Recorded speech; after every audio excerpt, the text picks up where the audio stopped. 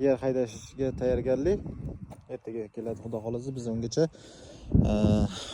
go'nglarni tashib chiqib tashlayapmiz. Bu dalamizga go'ng umuman kerak emas. Gazonga umuman kerak emas. Daraxtlarga umuman kerak emas. Buni bu to'g'risida yaqinda rels chiqaraman. Shuning uchun hozir maksimal darajada tozalab tashlayapmiz. Yerlarga to'kilganlari ham bor edi, ularni ham yaxshilab tozalab oldik. Go'ng tursa, turpoqga aralashib ketsa, gazon chiqadi. Gazonga qo'shilib, o'sha go'ng sababli yana begona o'tlar chiqib kelishni boshlaydi. O'shaning uchun biz maksimal darajada tozalab tashlaymiz. Strashni emas, yana baribir обработка qilamiz, chunki lekin maksimal darajada tozalab tashlashimiz kerak.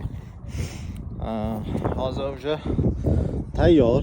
Hozir yer polni haydagandan keyin yana har xil o'tlar, ildizlar chiqib keladi, ularni ham постоянный top-toza qilib, ideal qilib tayyorlashimiz kerak.